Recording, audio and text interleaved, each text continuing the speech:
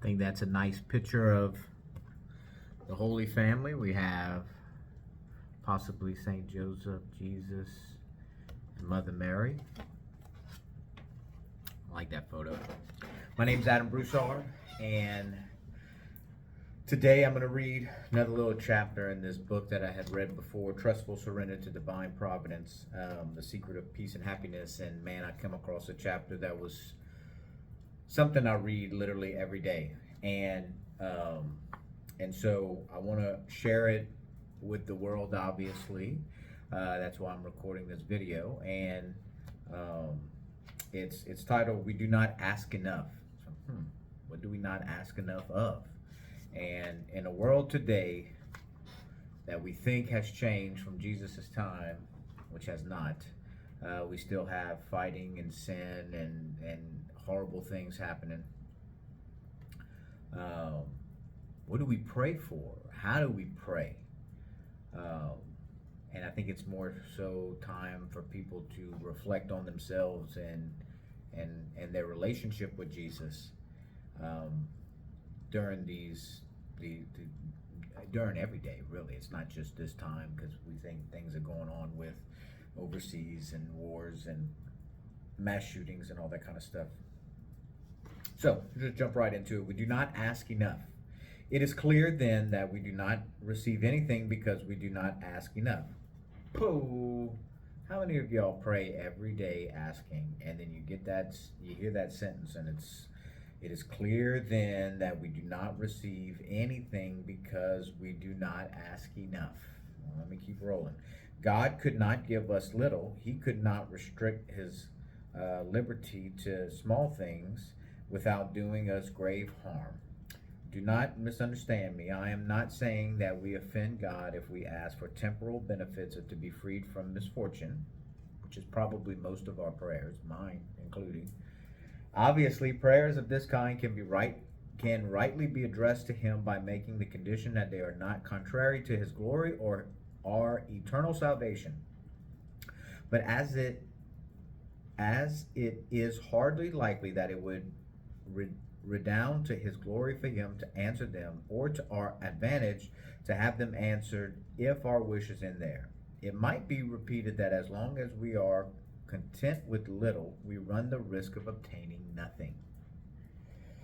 So, how do we ask? Let's see. Let me show you a good way to ask for happiness even in this world. It is a way that will oblige God to listen to you. That's some strong words. You're going to say to him earnestly, either give me so much money that my heart will be satisfied, or inspire me with such contempt for it that I no longer want it. Either free me from poverty, or make it so pleasant for me that I would not exchange it for all the wealth in the world. Either take away my suffering, or, which would be to your greater glory, change it into delight for me, and instead of causing me affliction, let it become a source of joy.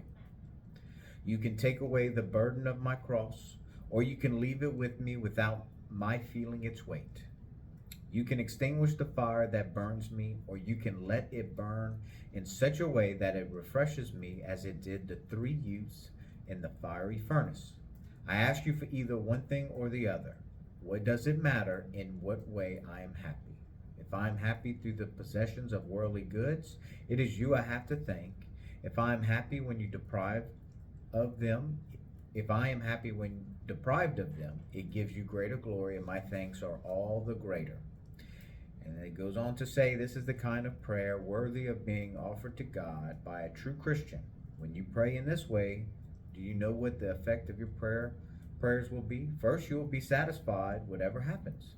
And what else do those who most desire this world's good want except to be satisfied? Secondly, you will not obtain without fail one of the 2 things you have asked for, but as a rule, you will obtain both. God will give you the enjoyment of wealth, and so that you may possess it without the danger of becoming attached to it. He will inspire you at the same time with contempt for it.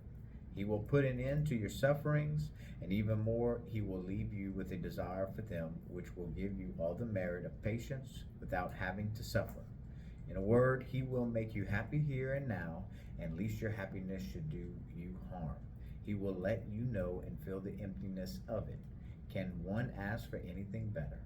But if such a great blessing is well worth being asked for, remember that still more it is worth being asked for with insistence. For the reason why we obtain little is not only because we ask for little, but still more because whether we ask a little or we ask a lot, we do not ask often enough. So that was that little chapter there, which is amazing, of course, because this book is really awesome. And so, man, since I read that chapter, I actually read it every day, to be honest with you. And since I have, it's been a few weeks now, I do feel like more contempt and joyful on all situations that I'm in. I'm learning how to let go of what I think is needed and truthful and all that. And I'm just like, man, God, this is all for you. So either make me as wealthy as you can, as you want, not as you can, as you want, or just make me not think of any of those type of thoughts and be happy. It doesn't matter to me. It matters if I'm doing the will of God, because when I do the will of God, I'm joyful. And so it has made me slow down a little bit and realize that sometimes I'm pressured to make things happen without involving God to help me make those things happen. And when I can relax and let go of that pressure and have the mindset of just keep on going and just go through the motions of what you know to be true and the protocol and have your prayers, saying your prayers daily and very often, all these things, it releases that pressure of you having to do it and allowing God to work into your life, which when he does it, it is simply amazing.